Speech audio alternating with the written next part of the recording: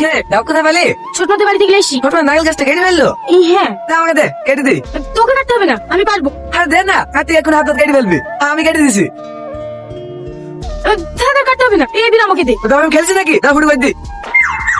জায়গা গাছটা ধুই নাই। ধোয়া আছে। ও তার নুন লাগি। কো কুত্তা দে আমার ডান দে, আমার ডান দিকে এরকম করবি। মা তোমার ছেলে আমার ডান খেয়ে নিল।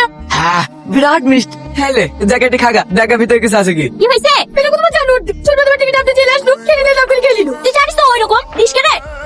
হ্যাঁ ভাই, চলে এসো। হ্যাঁ, এটা বাস স্ট্যান্ডে দাঁড়িয়ে আছি। ঠিক আছে ভাই, তুমি বক বলে চাই দোকানে বসো, আমি বাবুকে পাঠিয়ে দিয়েছিলি আসতে। এ বাবু, না তোর মামাকে বাস স্ট্যান্ড থেকে লাগা। ছোট বয়সে বেড়াতে?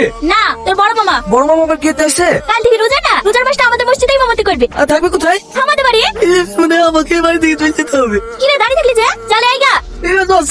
আস্তাগফিরুল্লাহ এসব দিয়ে কি ছবি লাগিয়েছো ভাইনি? এসব ছবি ঘরে দেখলে ঘরে কোনোদিন ফেরেস্তা ঢোকে? ঘরে দোয়া দূরে লাগিয়ে থুবা, আস্তে যেতে চোখে পড়বে, মনটা পবিত্র থাকবে। হে দাঁড়াও, আমি কালকে তোমায় করে দোয়া লাগা ছবি লাগিয়ে দেয়ালে লাগিয়েছি। ঠিক আছে মামা, রাত তো অনেক হয়ে গেছে।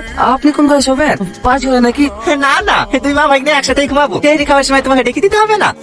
আপনি এই ঘরে ঘুমাবে? হ্যাঁ, এ তো দেখছি সরবে তারে। আমার আবার শোয়া গেল তো মামা। ঘুমের ঘরে কখনো বলে আপনার সাথে লেগে যাবে। ও কোনো ব্যাপার না ভাইনি, ছোটবেলায় তোমার কত লাথি খাইছি। শোনো ভাইনি, রমজান মাস হচ্ছে নেকির মাস। এই মাসে রোজা নামাজ পড়লে আল্লাহ পাক সব থেকে বেশি খুশি হয়। বুঝাও, ভালো করে বুঝাও, আমাদের কথা তো শুনবে না। দেখো তুমি বুঝি পারবা কি? মা, ভাগ্নি, মাকে কি ওইভাবে গরম দেখা? যে তোমাকে কথা বলে শিখিছে তাকে গরম দেখাচ্ছো? একটা কথা মাথায় রাখবা, মায়ের পায়ের নিচে ছেলেদের জান্নাত। মাকে কোনোদিনও কষ্ট দেওয়া যাবে না। কি হলো ভাগ্নি, কোথায় যাচ্ছ? একটু পোষা ফিরতে আছি। পোষা ফিতে পানি দিবা? ঠিক আছে মামা।